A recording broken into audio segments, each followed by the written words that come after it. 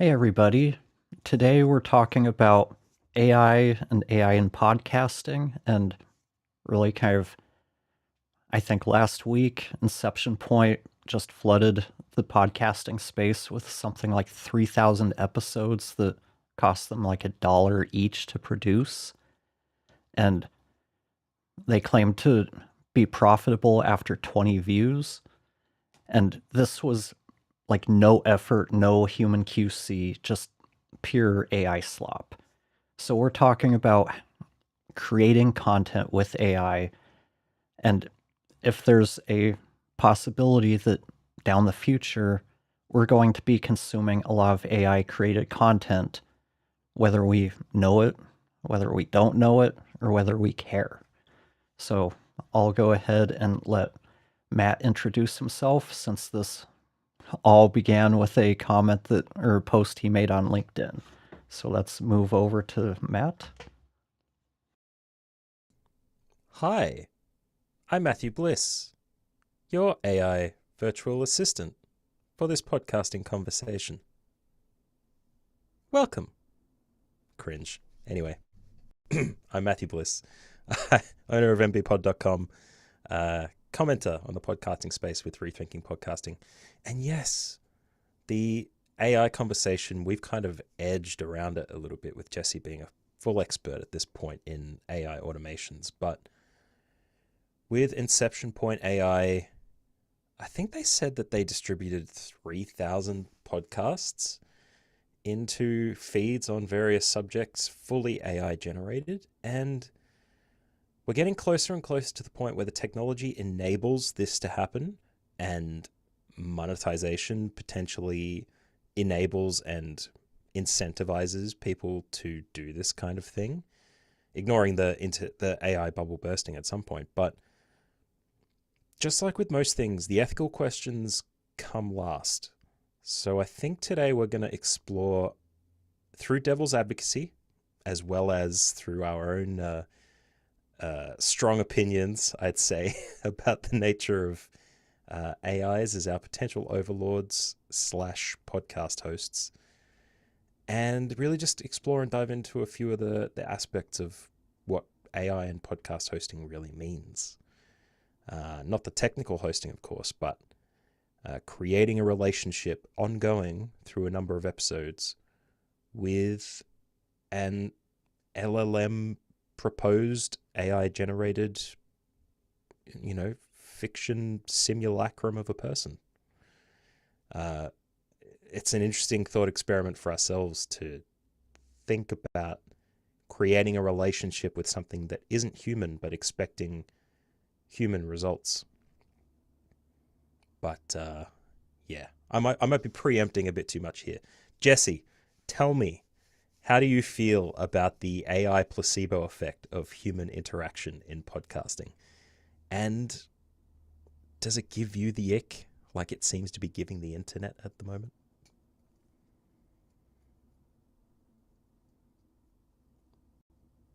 Good sir, are you present?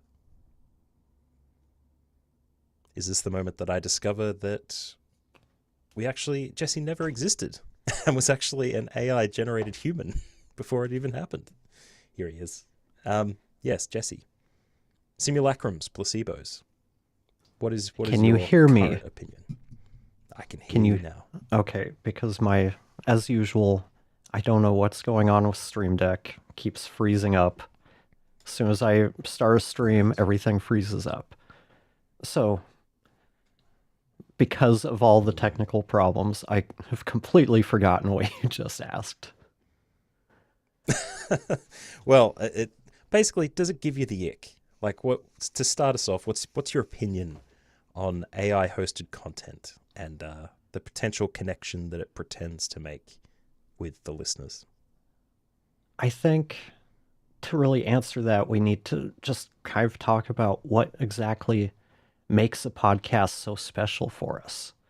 Because the ick factor really hinges around that. I think that talking specifically about Inception Point, there's just no place for that. That's just no.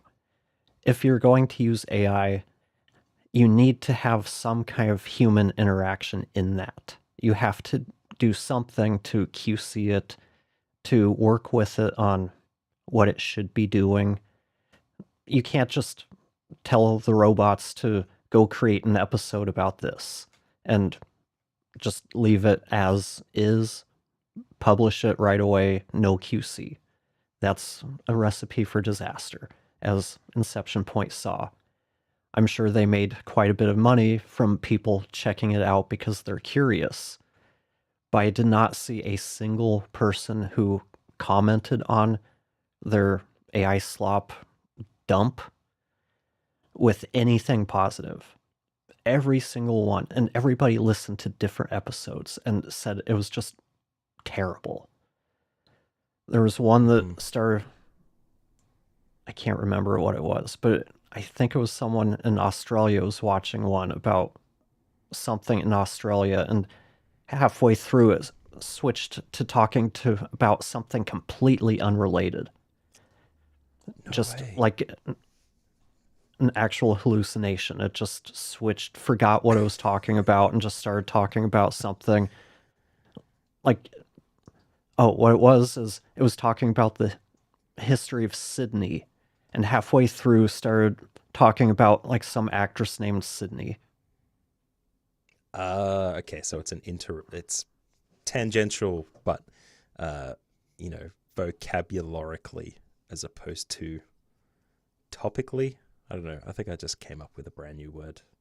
Um, but yeah, that is interesting.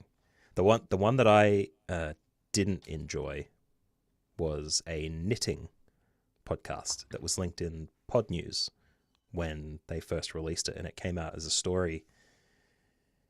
And I mean, having a knitting podcast from the beginning, you wonder how could it be an audio only podcast as, a physically tangible interactive medium. And yet they made it, and it was very clear that the person talking was not a person, that it was in fact generated content. So I wasn't sticking around for that, even though I'm not a knitter. Even if I was, I probably wouldn't have spent the time to do it. But that's really interesting. I mean, podcast hosts are wont to tangent at the best of times. But I don't think they've completely missed the mark before, unless it's a talk show. So, Inception AI, how long do you think they've got with that kind of what they are calling slop?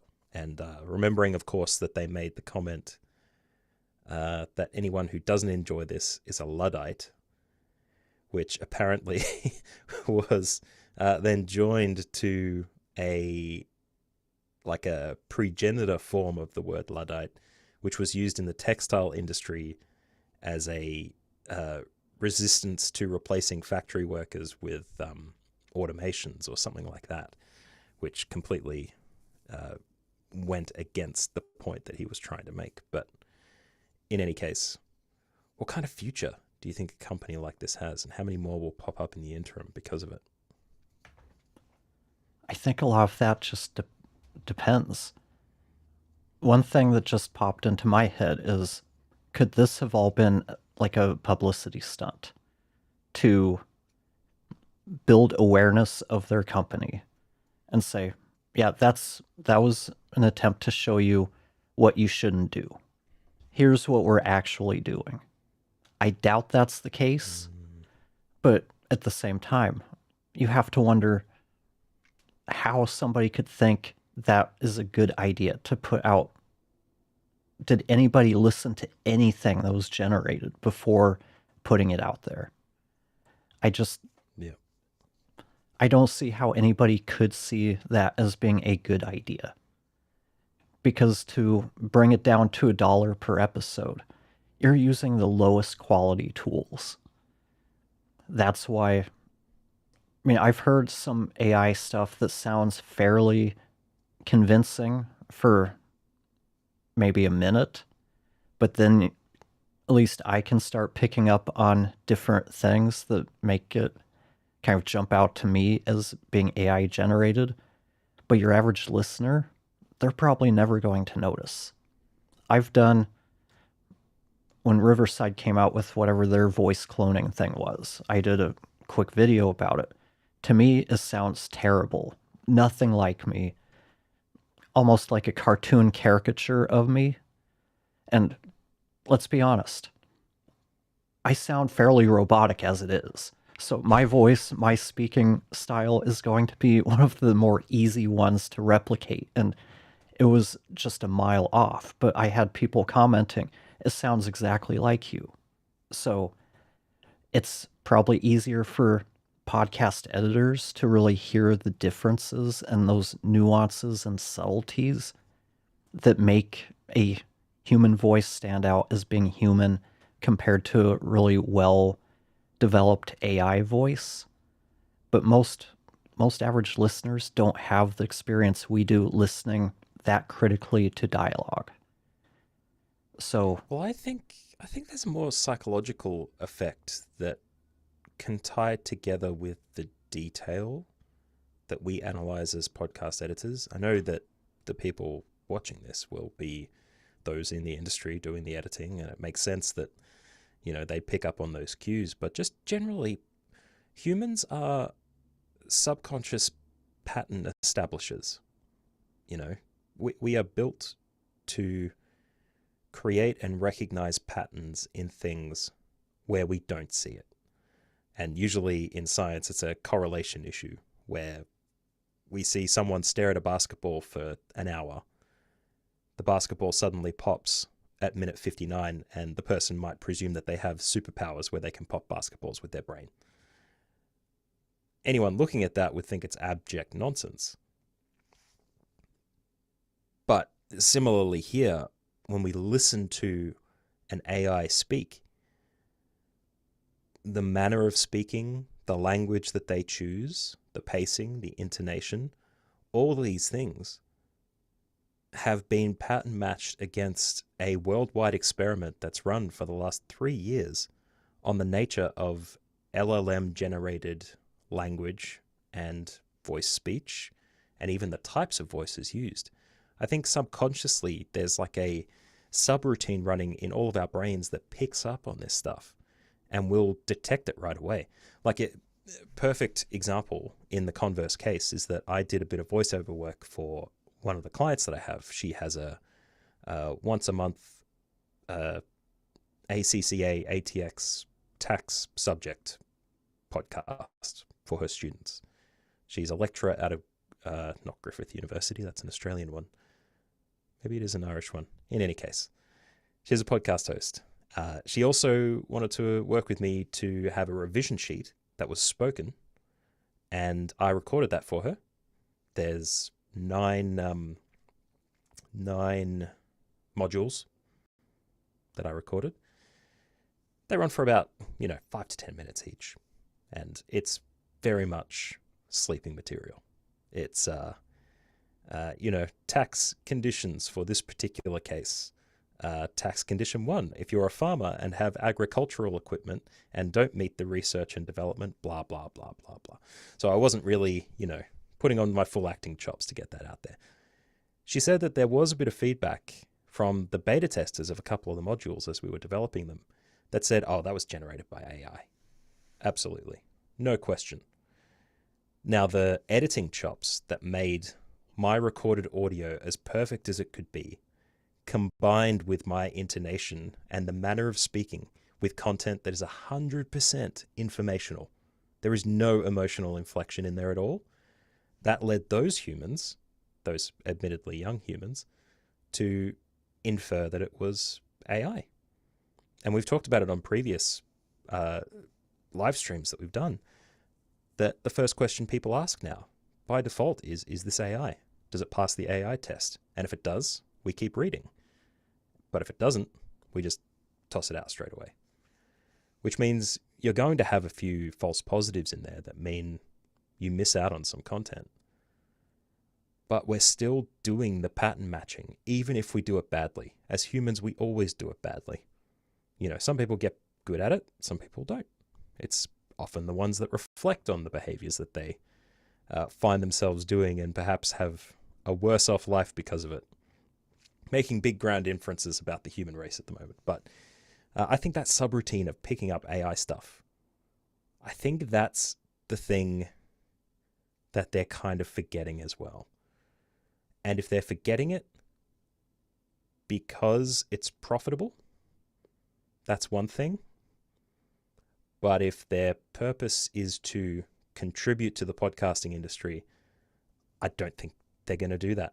Like, what is podcaster growth? What is podcast growth in a market where every company is generating thousands of podcasts every week, podcast episodes every week, let's say? And the other part is that a lot of data is going to be really like messed up for people reporting on podcast stats. Imagine 3,000 hostless podcasts that aren't renewed because Inception AI dies as a company because their stock is in the toilet. That's so many episodes and so many podcasts that are contributing to an exit number that's going to inflate the podcast failure rates for those who report on them an exceptionally large number. And how do you filter out that data? If the author is Inception Point AI, I don't think that was even the author on any of the podcast episodes. In any case, I think I've made two separate points there where I only wanted to make one. But yeah, there's so many elements to it. And what you said was right. Podcasting as a medium is different. What is it?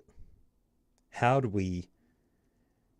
Why are podcasts different? How do they work effectively? And what isn't Inception AI doing that would make it effective? I don't think they can do any of those things.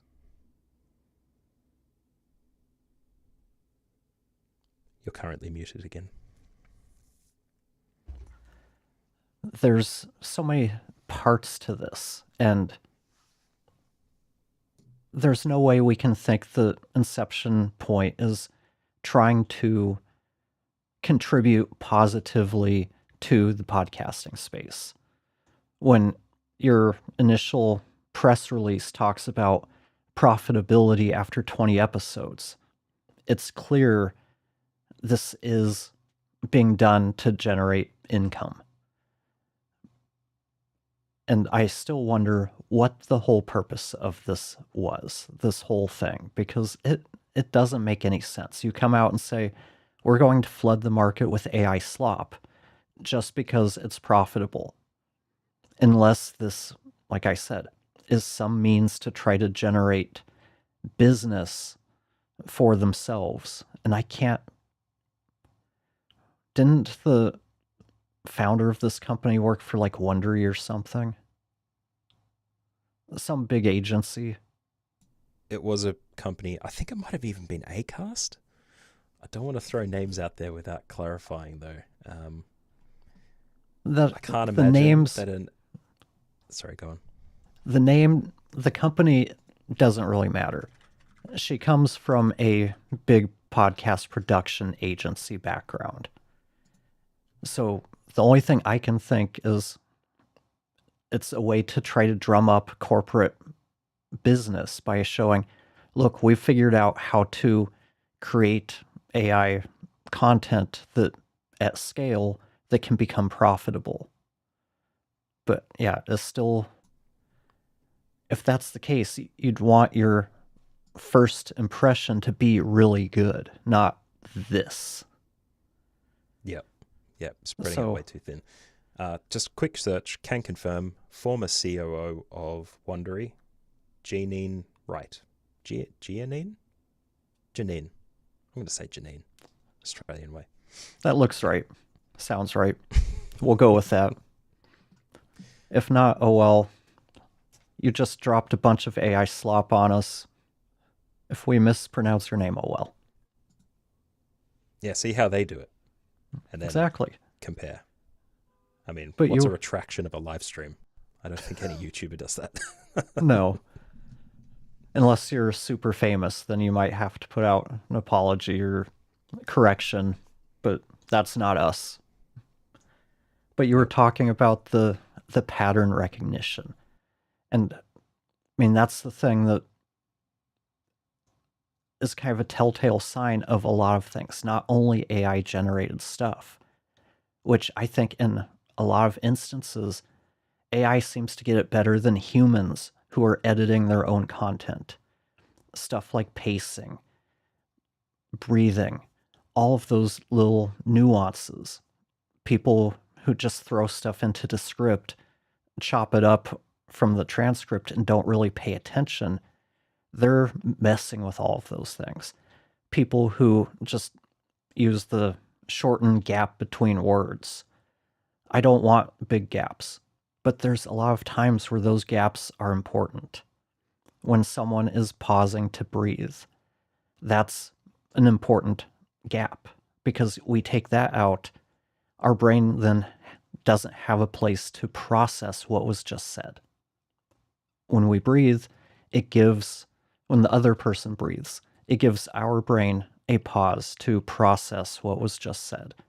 That's why watching shorts is, you can watch a 2-minute short, and I mean, even worse is I've seen like 5-minute, 10-minute videos that have been edited by a shorts editor where they chop out all of the breaths, all of the gaps. And it's like, I know there's good content in here, but I can't wrap my head around it because it's just nonstop talking.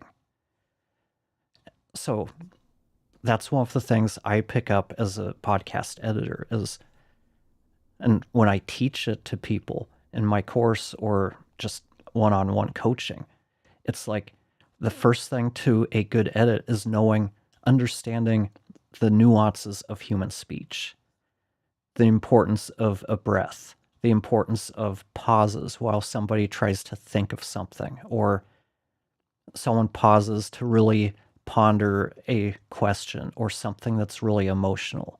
There's all sorts of pauses that are valuable. And if we take all of them out, it doesn't sound right. The earliest versions of like text to voice, it was all very flat, no inflections. There was no real pauses, no breathing. All of the sentences were very much the same, very pattern based. And they're getting better at understanding these things. Well, we need to have more inflections in the voice because that's what humans do. They don't all talk monotone like I do. They have inflections. They get excited about things. They have emotions that you can hear in the voice as they talk about certain things. And if that emotion is not there when it should be, it calls attention to itself. When the person doesn't take there's no gaps there to breathe, our brain picks up on that. Even if we're not conscious of it, our brain picks up on something that should be here isn't here. I don't know what it is, but this sounds unnatural. And that's the pattern recognition you're talking about. I've been saying this with Descript, and it's going to be similar with text to voice. Once they crack these little subtleties, these little nuances, that's when it's going to replace a lot of what we do with Descript. Once they understand what a breath is, where to make a clean cut, and knowing, oh, we probably shouldn't cut between these two words. Let's pop up an alert saying, hey, come check this. Then I think text-based editing is going to become a lot more of a competition to those of us who are editing manually. Same thing with the text to voice.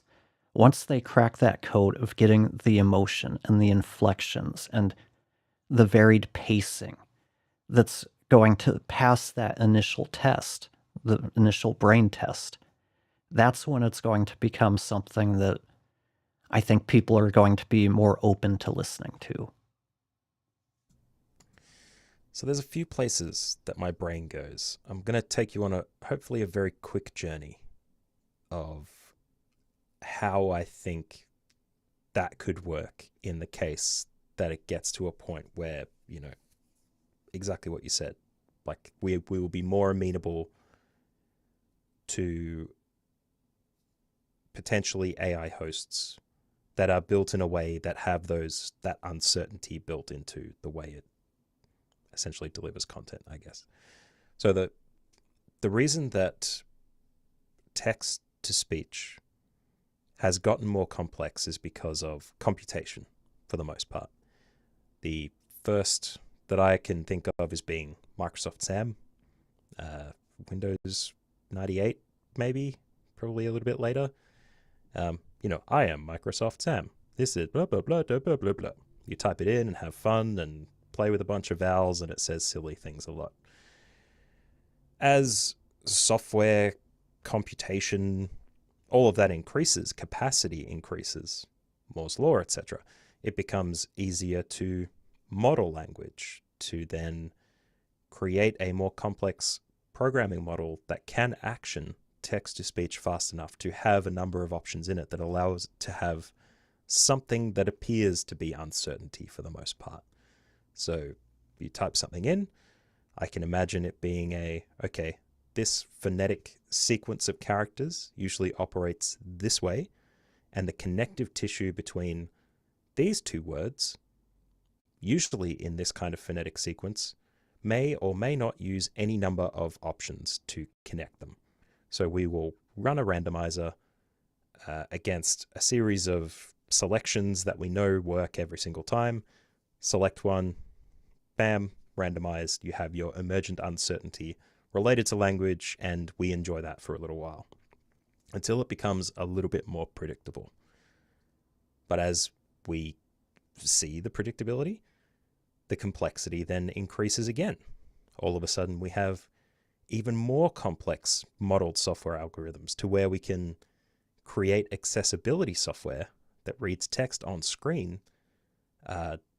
Dragon dictation was my first instance of accessibility software like that integrated on a personal computer that would allow things on screen to be read, for it to be read to establish a voice profile, to then do voice to text as well. All of that feeds backwards and forwards until the model gets even more complex. Then LLMs come into the picture. Another level of complexity again, largely unobserved, I think. And the observation point of this is super important because it's difficult to build a complex routine pattern when the uncertain bit is the programming bit. So if a predictive token-based technology is trying to build a complex text-to-voice algorithm on the fly, dependent on what has come before it and what may come after it, predictably, it's going to run through a few phases until it gets to the point that it is now, where you can release 3,000 episodes as needed. Absolutely. I think the next complexity point, and that talking about computational complexity, I think people have been talking about Moore's law being redundant at this point. And yet I think we need to look at NVIDIA's improvement of chips in the AI space and their production of hardware to increase computation, where Moore's law applies to silicon more so than anything else, in which case it may come into play again. And that's where Moore's law being every year capacity doubles for computation, and whether that is done through hardware that gets smaller and more complex and more efficient, takes into a bunch of things. But anyway, for AI to get to the space where I think in the optimal point we are happy to have AI hosts, is where potentially not predictive, but they may not be LLMs at that point, but having a customizable AI that can have established experiences, all built on the fly, all kept in a consistent retained context window, that then leads to a profile that is predictive based on itself, as opposed to predictive based on all of the information available in the entire world, a massively growing data set from which it collects whatever response it's going to give you. Instead, its own distinct data set that will get as close to an individual neural net as it possibly could. And then it's not agentic AI. That's probably what it sounds like I'm talking about, but it's not agentic. It is literally a free agent with its own, dare I say, consciousness. Let's creep over that field, because I think it's an important thing that people need to think about. Like, we don't want to think of AI as conscious, but we also need to address that the things that make AI great will be essentially a simulacrum of consciousness. That's what we want from AI to do the things that we're expecting of LLMs today. So we have an AI-based, predictive, past experience building, retained context window holding simulacrum of consciousness. And then we can have an effective podcast host that we create a parasocial relationship with, and all of the other things that come as a result of that. Now, that is like end game, I think. That's not even, artificial general intelligence or super intelligence. It's just us being able to create placebo copies of humans through sped up growth conscious experience prodding kind of, software flows, and sell them like robots on a shelf. Brains in a jar that we've generated specifically for you to buy. Each one specifically unique or generated to be unique. A CRISPR of algorithmic LLMs that we can interact with. I think that's the end game. And if I lost anyone along the way with that explanation, I do apologize, including yourself, Jesse. But you were nodding along. I feel like you understood what I was saying at the very least. How close do you think we are to having that, and then podcasters as a result? I mean, I think even though you said what you're talking about isn't AGI or artificial general intelligence, I think that's what they're kind of aiming at. You see, ChatGPT already has memory. It's getting to know you. Let's face it. There's a lot of, and I apologize to anybody who hears the obnoxious leaf blower outside. It should be gone in a couple of minutes, but there's so many people out there. It's not here yet. I hear it coming down the street, so it'll be here in a minute. But there's so many people out there who are actually having relationships with ChatGPT or different LLMs. There's so many people using them as therapists. So that goes back to the question I asked at the very beginning. What exactly makes a podcast so special to the listener? And that's kind of what we were talking about on the LinkedIn post, is that there's a relationship there between the listener and the other person. So people are already doing that in different contexts. They're building these relationships, whether friendship, therapist, but kind of one-way relationships where you hear the other person talk to you. Maybe they ask questions of you. I mean, in some ways, it's actually more two-dimensional than you get with, maybe not two-dimensional, two-way. Like maybe we get with the live stream where we interact with the people out there who are watching and ask questions, compared to a podcast, which is already recorded. As a listener, all you can do is listen to what's being said. You can't really interact in real time.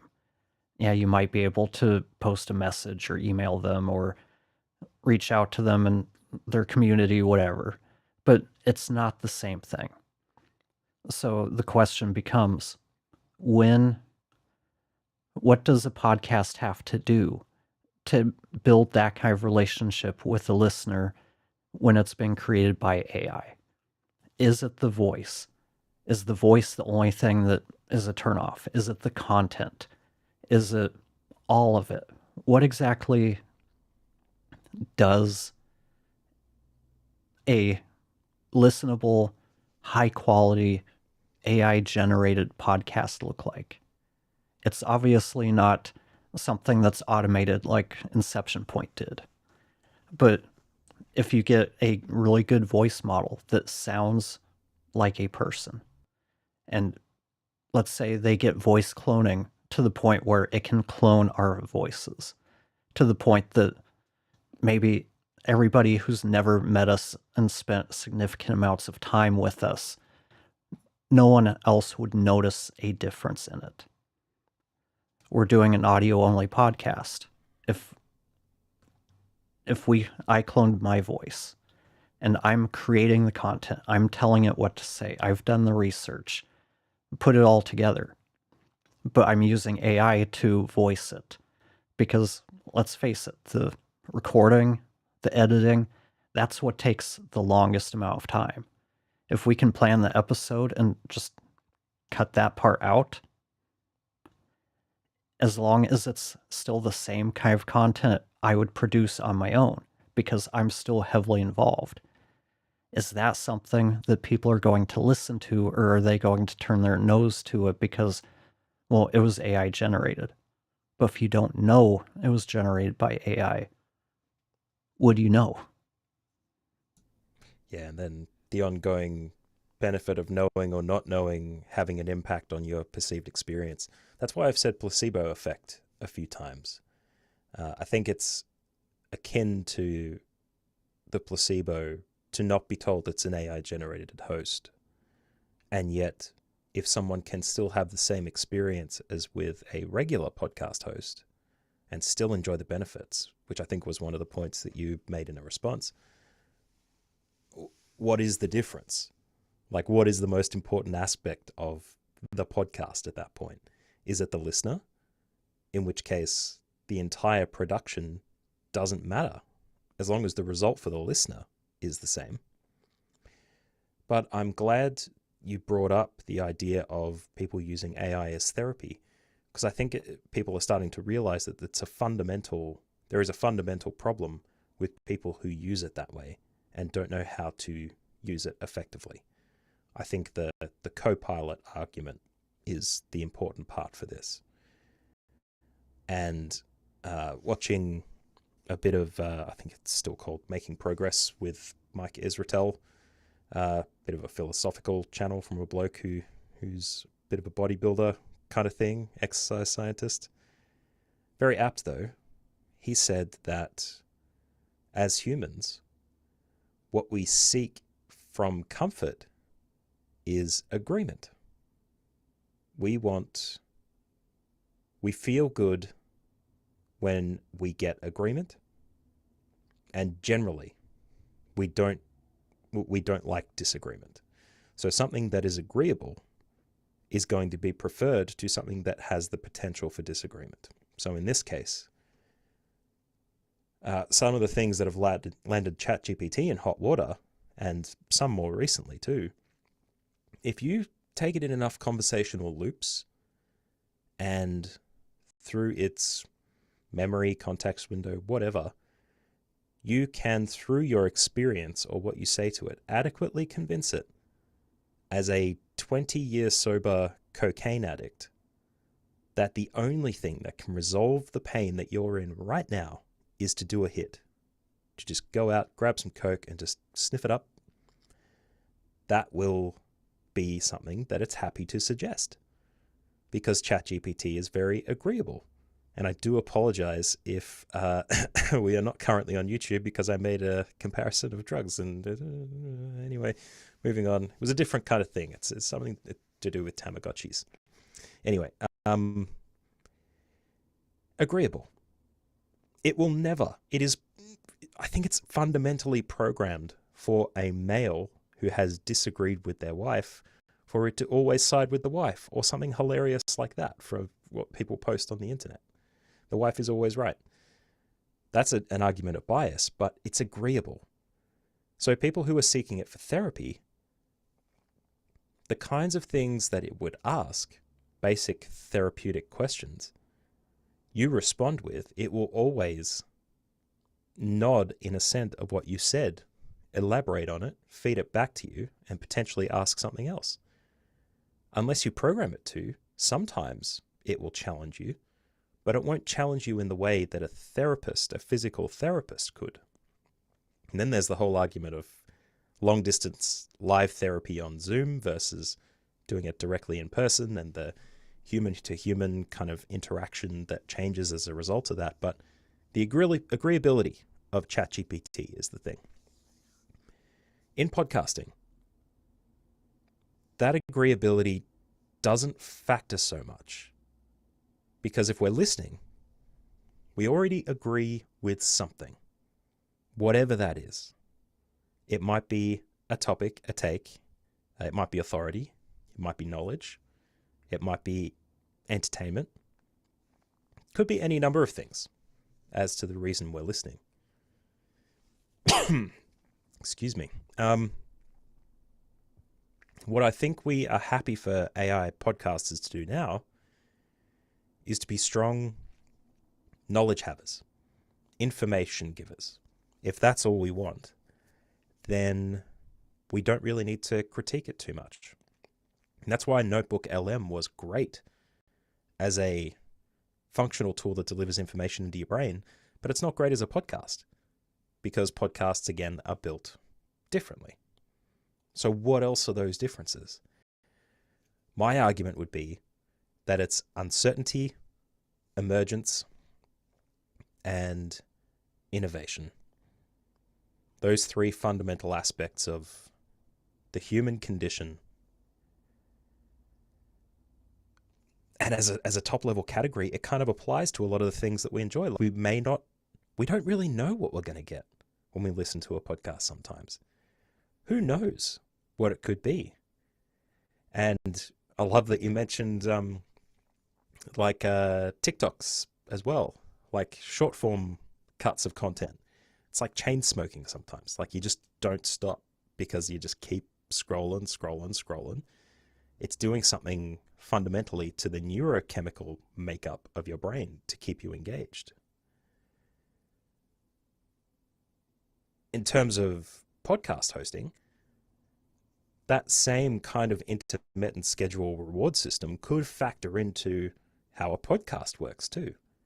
Trying to apply a system to why we engage with content on an emotional level.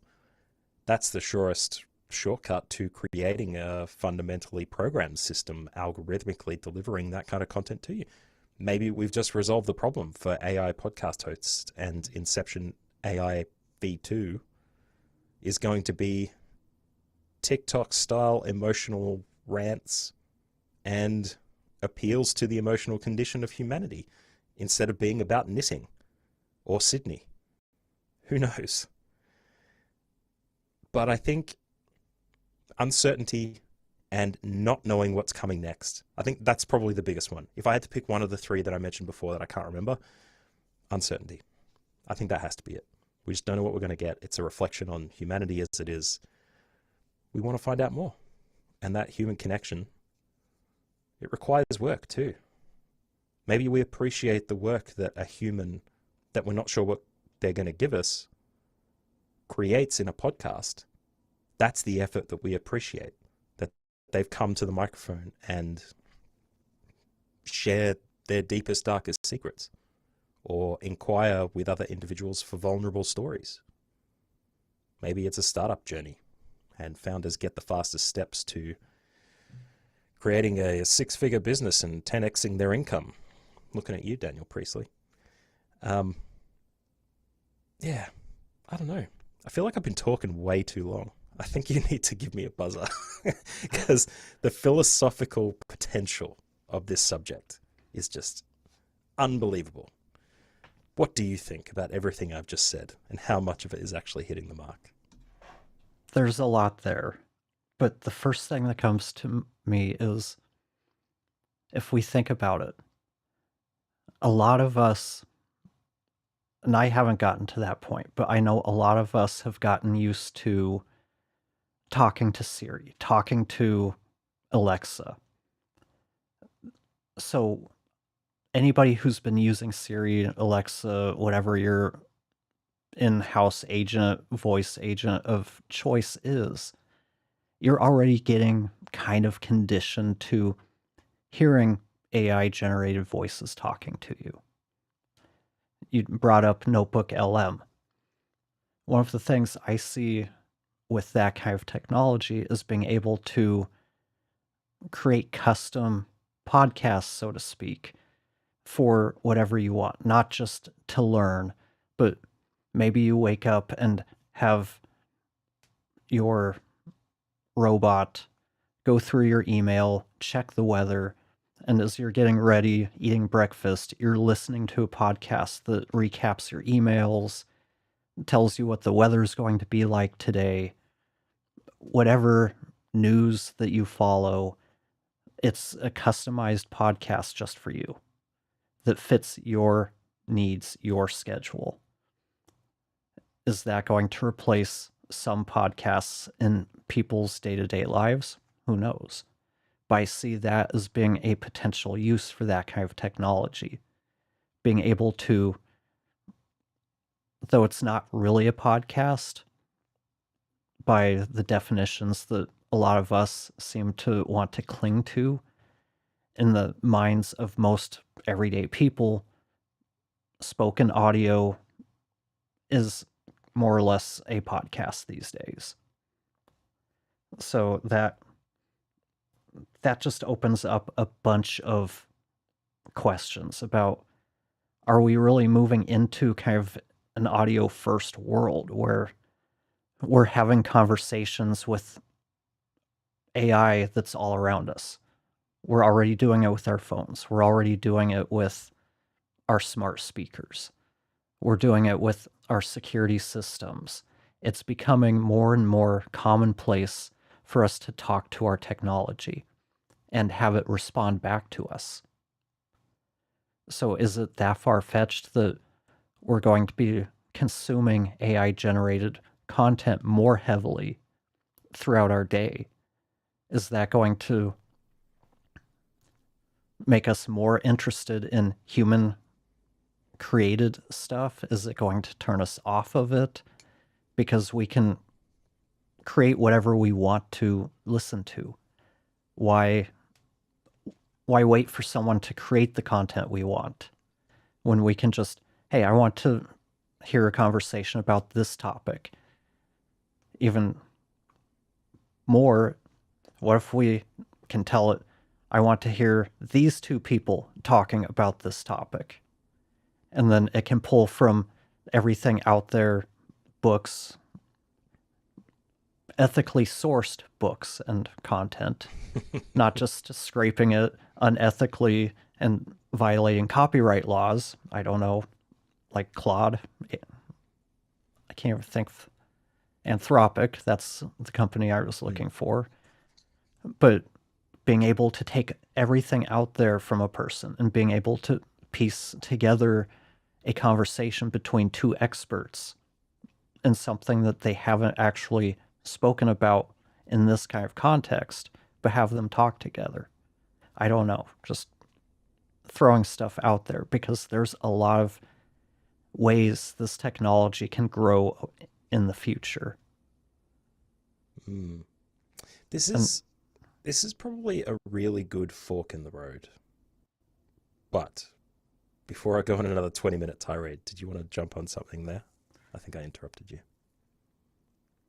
I mean, I think that one other thing I wanted to touch on is with that human element, that human interaction. I think that we're going to see, like, live streaming, that sort of thing, become kind of the new thing for people looking for that kind of relationship, because you can interact with people. You can see, well, I mean, I guess the technology will get there where you could probably have two AI clones, people sitting up there talking in real time. We might be there, but the costs aren't there. So trying to do like a 90-minute, 60-minute live stream where you're generating two people, that's going to cost a fortune in computing.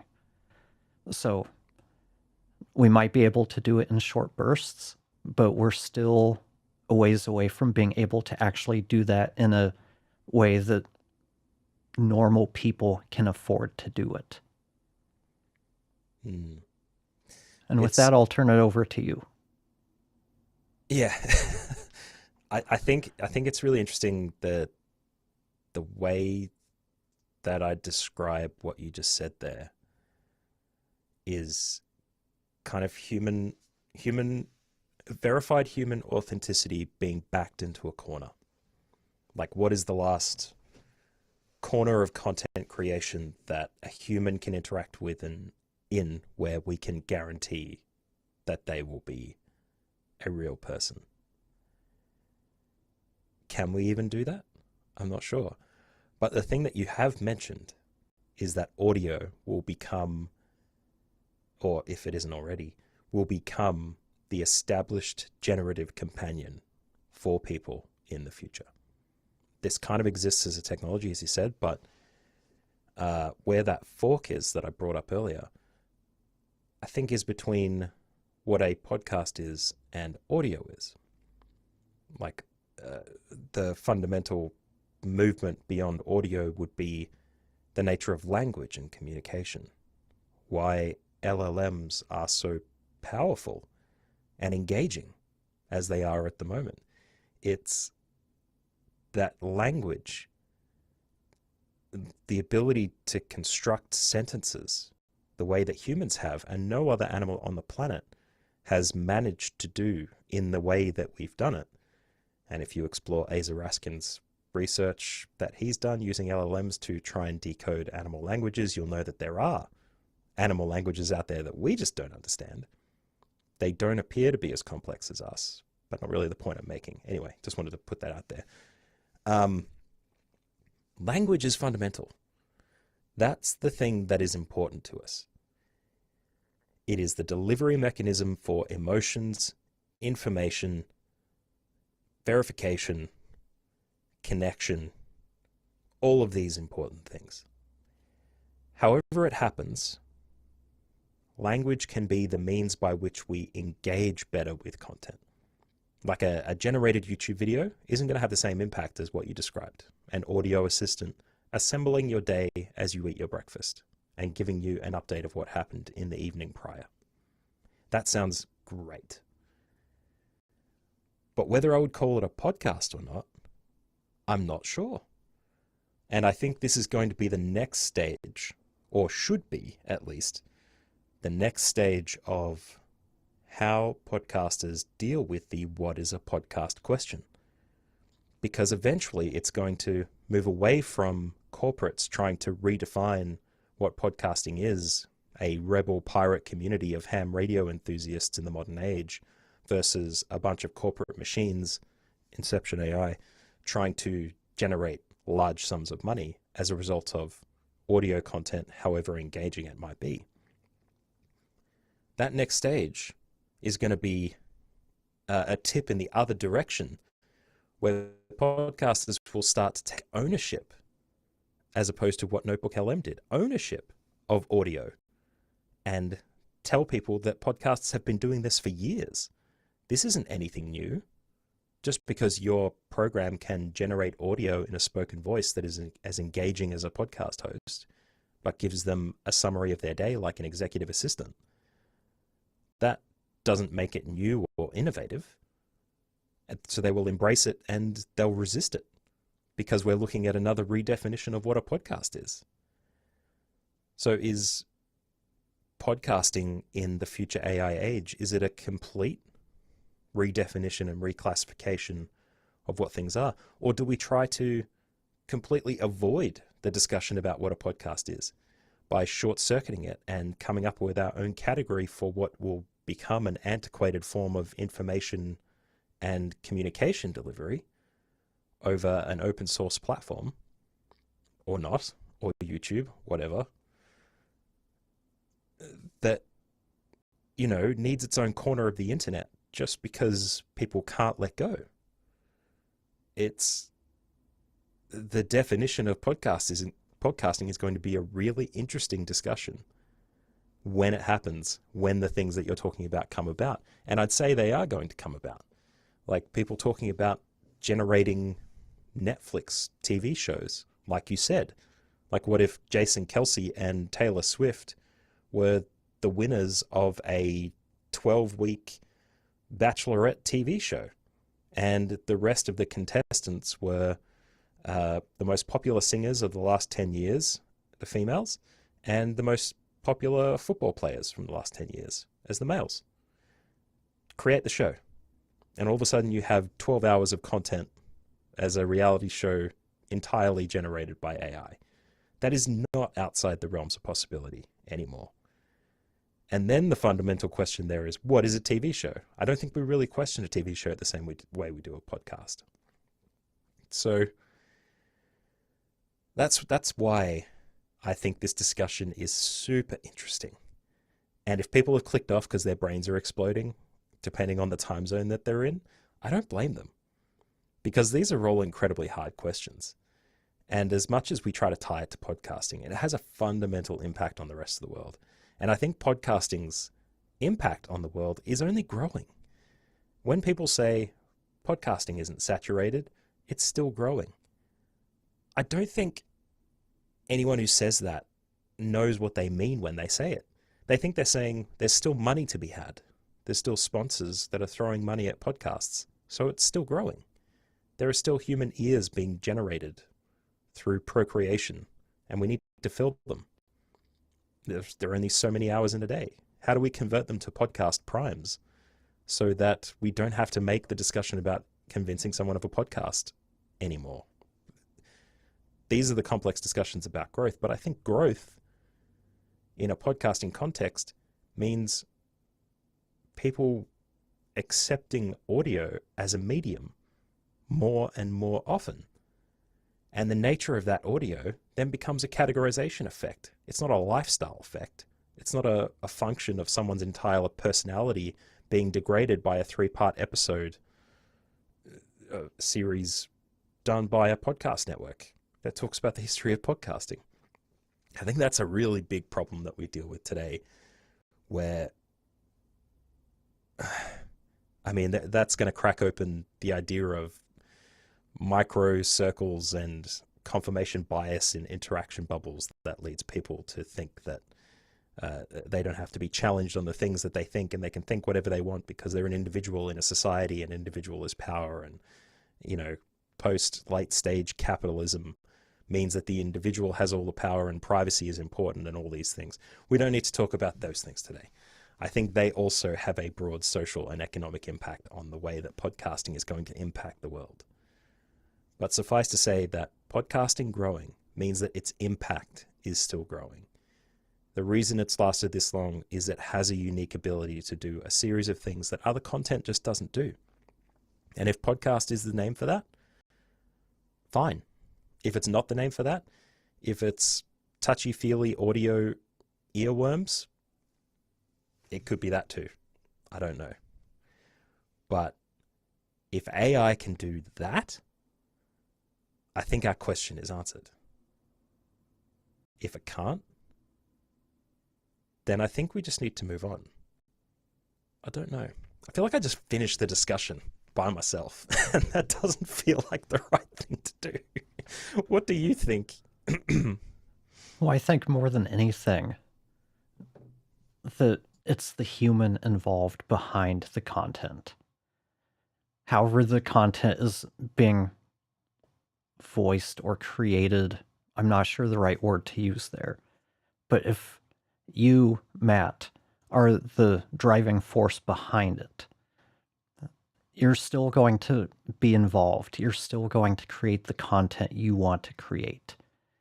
I think that is what's going to help something stand out.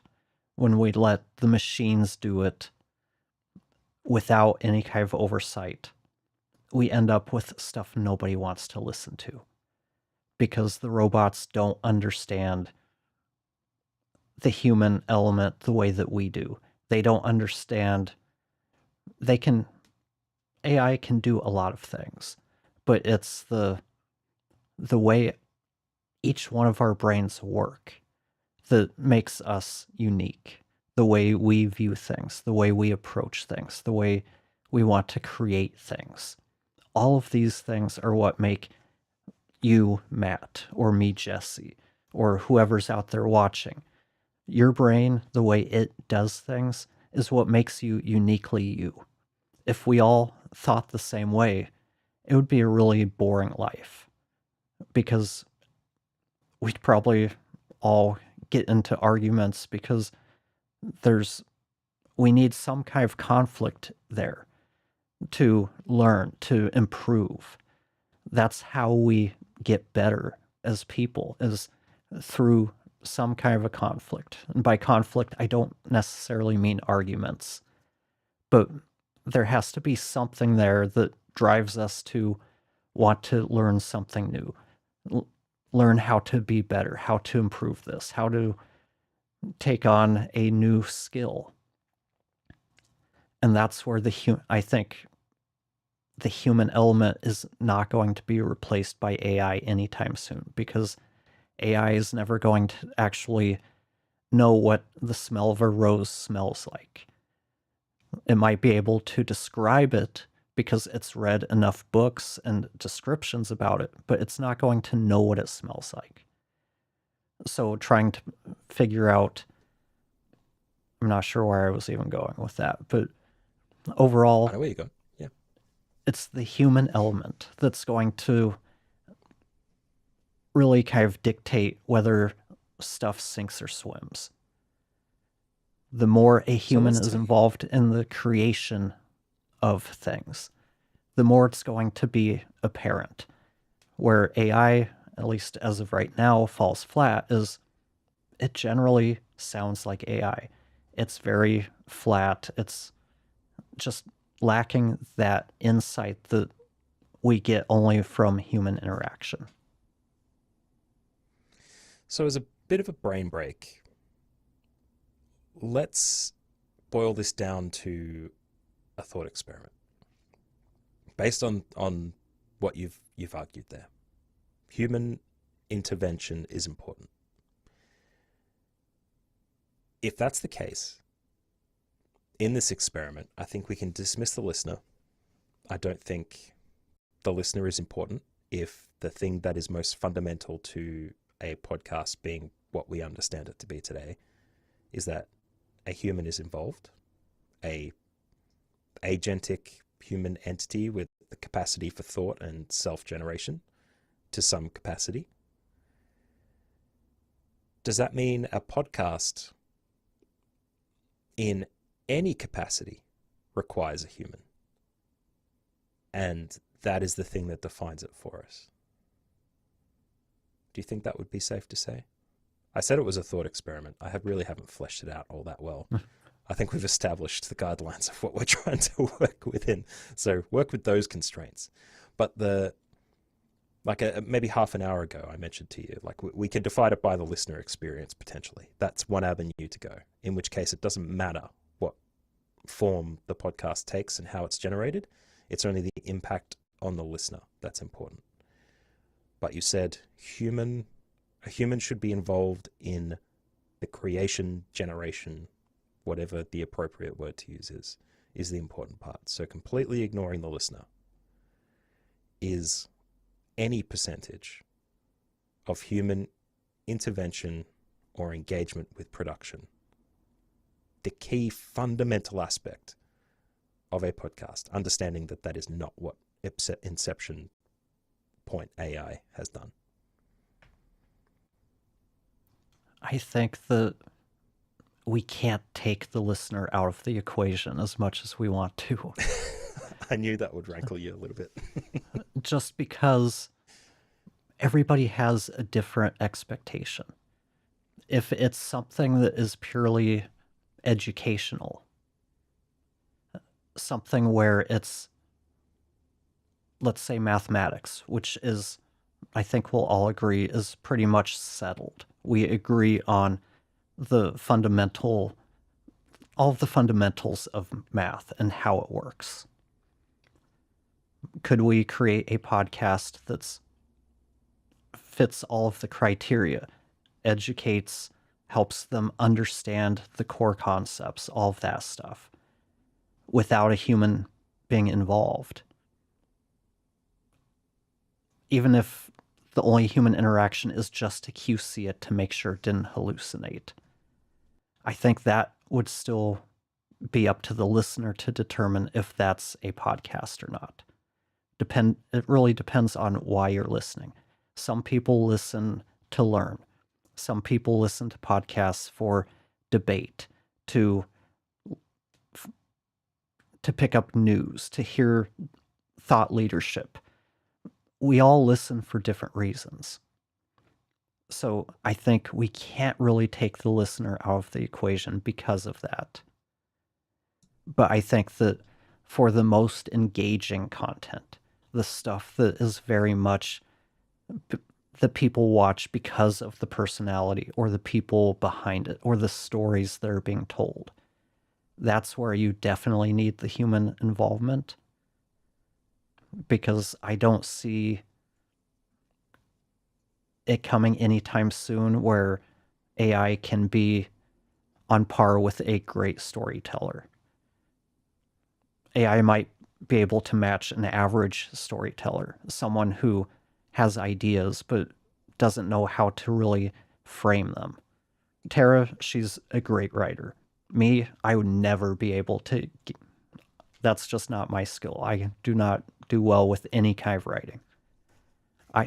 Again, I can't even think of the word. Aphantasia.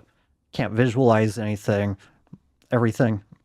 That doesn't help me as a storyteller when I can't visualize a scene and know how everything looks inside my head, because there's nothing there. I don't see anything in my head. So that doesn't lead me to being a good writer. So AI could do a much better job of telling a story than I could. But that's where the cream always rises. Those people who are really gifted storytellers, someone like Tara, someone like Dallas Taylor at 20,000 hertz, they're always going to be at the top because they are good storytellers. They know what they want to say. They know how to shape the story the way they want, in a way that engages other people. AI is going to be a long way away from being able to do that on its own. Okay.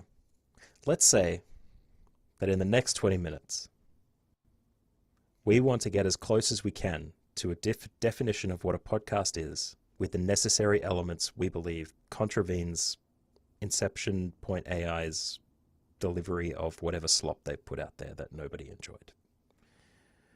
You have said the impact on the listener is absolutely necessary. The listener is involved. You said a human of whatever expertise, skills, creativity, in whatever avenue they can contribute to it, is enough to contribute to it for it to classify as a podcast against the case we're making against Inception AI. I think it's important to move away from the administrative in that sense for a definition of podcasting, which is what you've done. And I think that's an excellent way to approach it. And I haven't seen, heard, read a discussion about podcasting that talks about it that way. And that's what I mean by the future discussion that podcasters will be having as AI gets better. We're going to start having to back ourselves into the corners, like what you've said here, where it's not about RSS or video or whatever else, tangible kind of things that you can purchase that make a podcast. It necessarily requires aspects that directly impact the human experience, either through creation or through reception, receiving of whatever that impact would be. Those two things together are very human elements that describe something very specific with audio, but where podcasts do it differently is that there is not a prescribed format, but like a ethereal kind of format, maybe even production process that we attribute to the creation of that. But for every time we try to land on a format, there's always a podcast outlier that is successful, engaging, and impactful that completely breaks the trend of whatever it is. So I think format would be a secondary or tertiary addition to whatever describes podcasting. What I'd want to ask you is the impact on the listener can be different to each individual. Whereas the person involved in the creation or generation may have an intended impact and find that that intention didn't really contribute to what the listener's experience was. What I love about the listener being involved is that every single person contributes to what a podcast is. No matter how they engage with it, they contribute. But what I'm interested in understanding to kind of contravene out the placebo effect that I mentioned before, the impact is important, but it doesn't meet the intention. How does that affect the definition of podcasting being? Like I'd say that a lot of people generated their Notebook LM podcasts, the popular viral hit of someone who just issued 10 pages of the word poop repeated on repeat, and repeated on repeat. There you go. We're already turning into AI. And then the two AI hosts having a philosophical discussion about the nature of poop and expletive words, and being asked to generate content based on very little. Did an exceptional job for two AI hosts. Impact on the person listening? Probably very little. But someone puts a bunch of papers about the understanding of modern thermodynamics and the rules of physical matter into a 10-minute podcast, they're probably going to have a great impactful experience, even though the generation of the content was simply the gathering of materials. So how impactful does it need to be? Can the impact stray from the intention? And how much impact allows the listener to be part of the podcasting experience to make that work? And I realize it's a very accusatory series of questions based on something that you've mused on a live stream with a bloke who keeps philosophically punching you in the stomach. But yeah, what are your answers? As far as intention, I think back to like musicians. They write a song, it has a very specific meaning to them, but they put it out there and people start coming away with different meanings. I think the intention, and I don't think they have to necessarily match up. If you create something with one intention, but people find different value in it, it's still completely valid. I think that, to me, that's the main thing, is did somebody receive value from the content you put out there? If even one person got value out of it, it's valid for existing. But if you're creating something that only resonates with one person, you're not reaching a larger audience, you're not providing value to 2 or 8 or 50 people, it's probably tougher to keep going. So I'm sure some of Inception Point AI's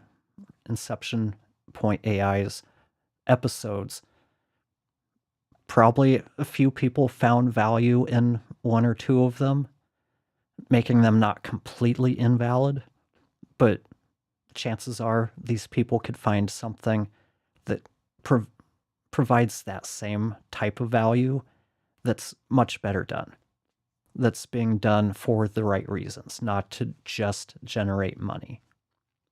And I think that's another part we need to look at about podcasting is the intention behind why it's even being done.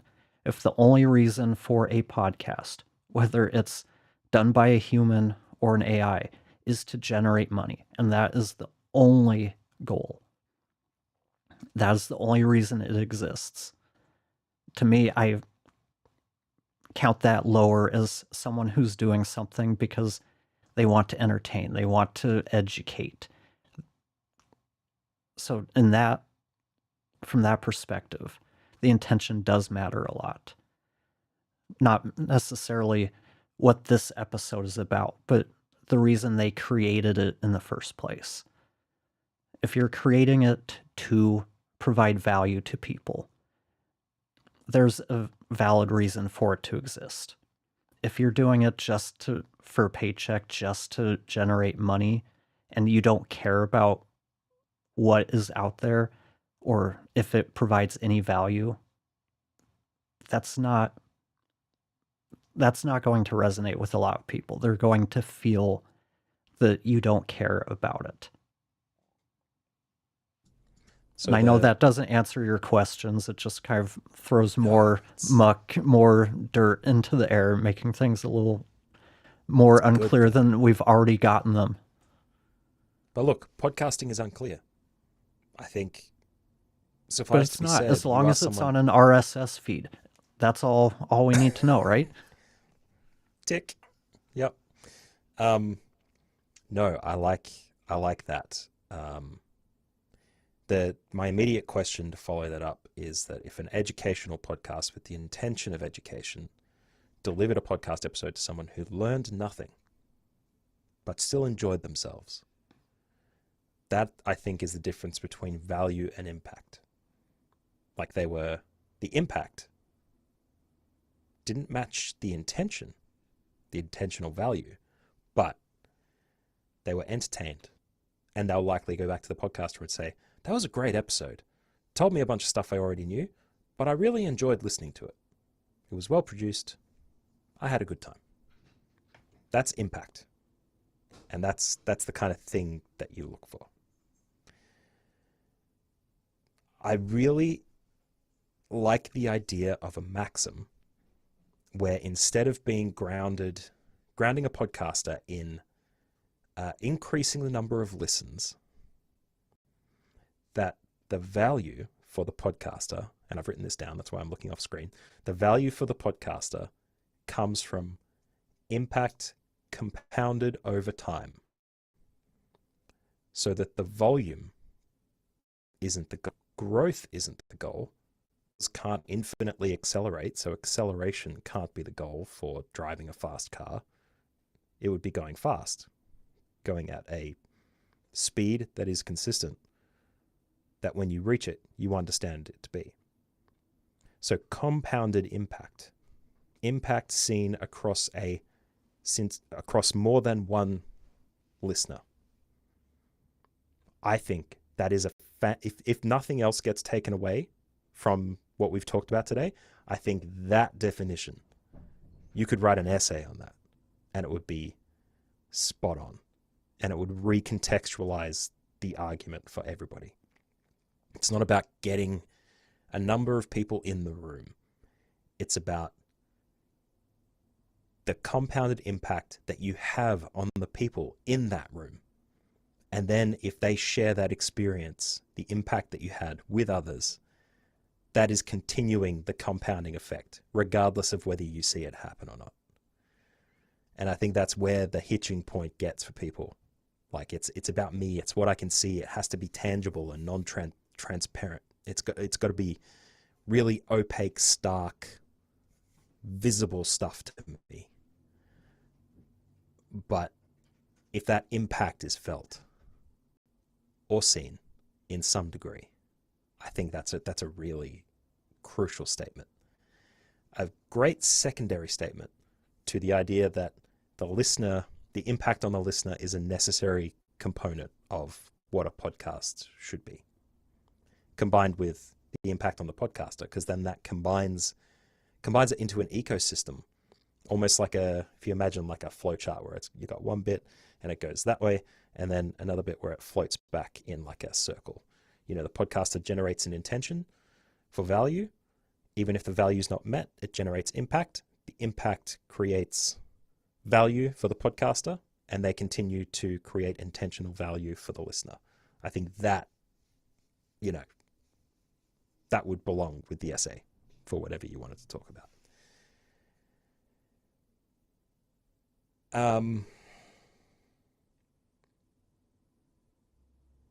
I don't know how much more of the picture we actually need to build from that, though, because generated content, with AI being the progenitor, is necessarily without intention and, as the receiver, without impact.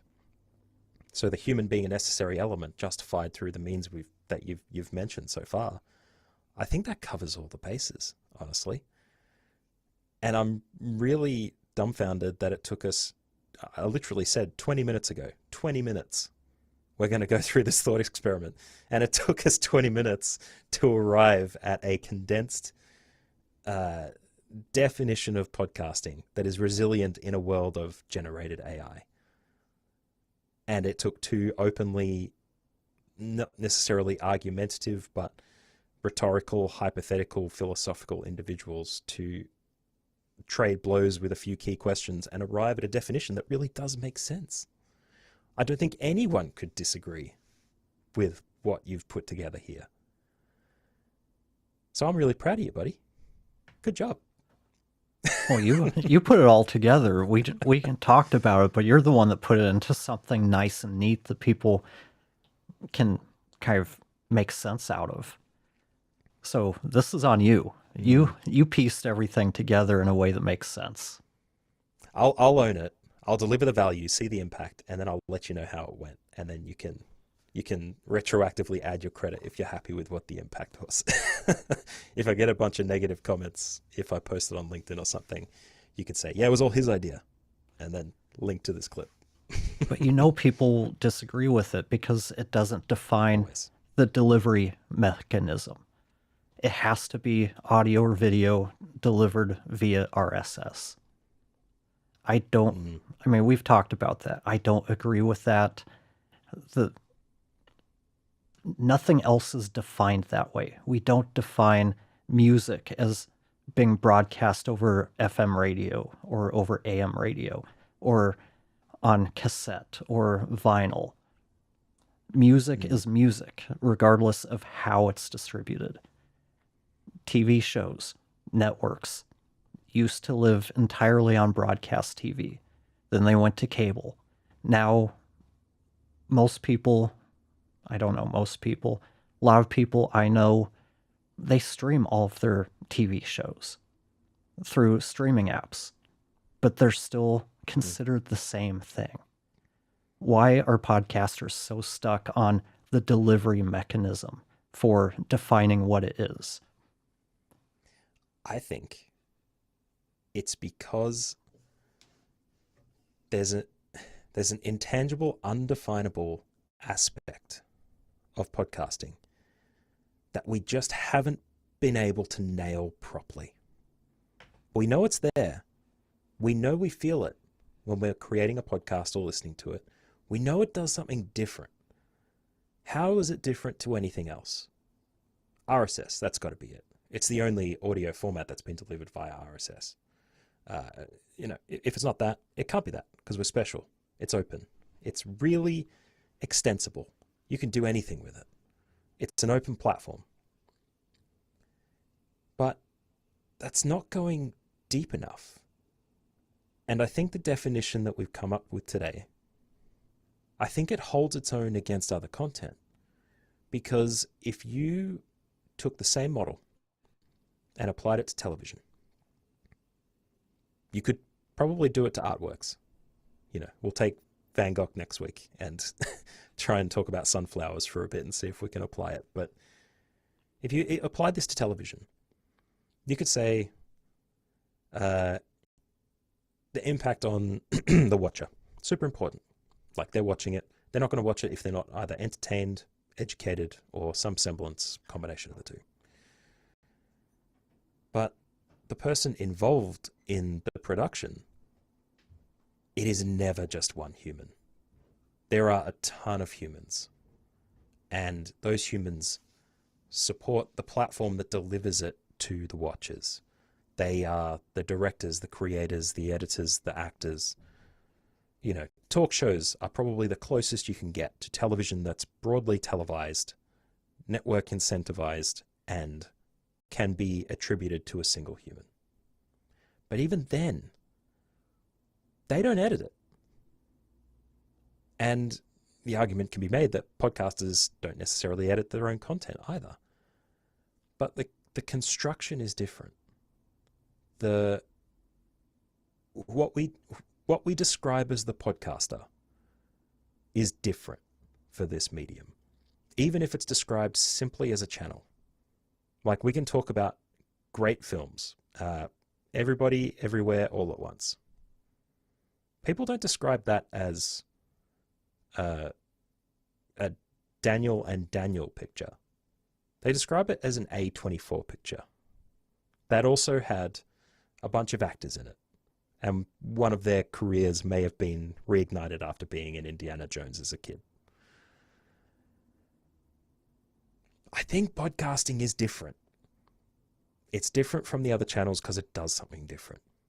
And I think, I don't want to claim ownership here. I'm putting a flag in the sand for the two of us being the pioneers of the podcasting, philosophical industry here. But this definition is resilient enough to survive AI.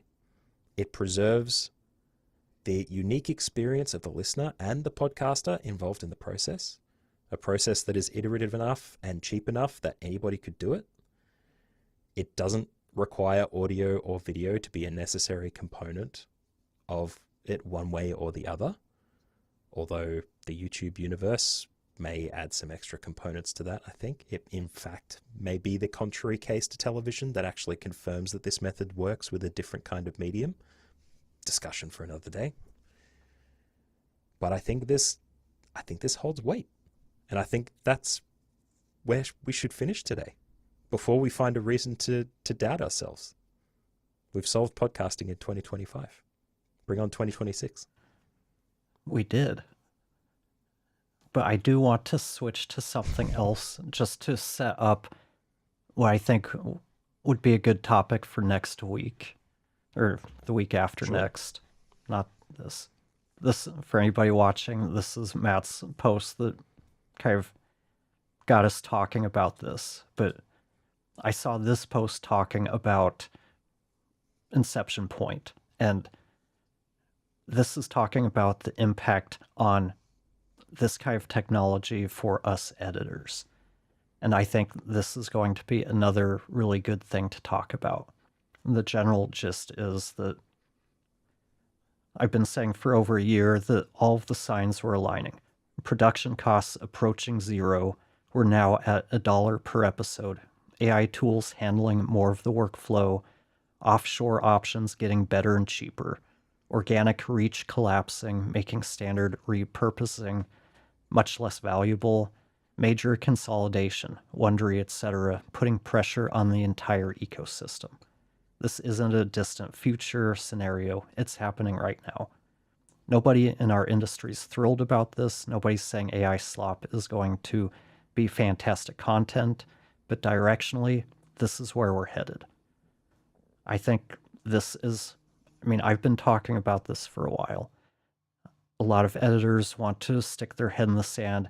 AI is not going to replace me. We need to look at the bigger picture here, and we don't have time to go into it today. I thought maybe we'd get into some of it, but we didn't. So I think this is a good topic for us to talk about next week, or 2 weeks from now. What do you say?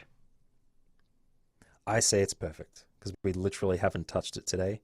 And I think if we're on a roll with resolving the podcasting world and filling in the blanks that people struggle to fill, I think how podcast editors approach this world, because as a case study for cheap production that doesn't require human involvement, the Inception AI thing is perfect for it. Like, even as just a thought experiment or a literal experiment, it shows us what's possible. And if editors aren't questioning the nature of the existence of the job that they have now, then they're not spending the adequate time they need to. So let's force them to. 2 weeks' time, we'll have a chat about that. Sounds good. Thank you as always for your insights. And this was a really interesting topic. And glad, hopefully, we were able to make some sense to the people out there watching. And I think thanks to your nice way of cleaning all of our thoughts up into something really nice to put together, easy to understand, we were able to do some of that. Well, look, it's my brand now. I think podcasting as a philosophy, or having a philosophy that you can apply to podcasting, thinking differently, it just makes everything easier. Because the whole industry is just, it's boiling it down to numbers, money, input, output, host, analytics, retention. There's more involved than that with that. And with what you've proposed today, that we've generated into what I would describe as what podcasting is in 2025. I think it shows what that good thinking is for. So self-plug, rethinking podcasting, great place to start if you'd like to find out more about what I get up to. And where can they find you, Jesse? You can find me at Tansy Aster Academy, Tansy Aster Audio if you're looking for podcast production, consulting, tansyaster.com. That's our more main website for different services. I'm all over the place. Tansy Aster, whatever. But you need a landing page, just like an umbrella company or something. Yeah, we'll add that to our long list, our long to-do list. But just one thing to kind of wrap up, and based on what you just said, I think we need to, part of kind of rethinking podcasting, everything you just said about how there's monetization, analytics, all of these things, I think in a lot of ways that is moving podcasting away from its origins, what it started out as. So I think that whole idea of philosophy and going back to why are we creating this? Ignore the name, ignore podcasting, but why are we creating? What is our goals? Get back to the basics, the commercial stuff, the analytics, the viewers, followers, watchers, money. That should all be kind of secondary to why we are creating. Yep. No algorithm hacks, faceless YouTube slop, AI, blah, blah, blah. Creation. Why are you doing it? Intentional value for listener, watcher, impact, whatever it might be. Perfect. Good place to end things. Thanks everybody for watching, and we'll see you in a couple of weeks. See you then, guys. Bye.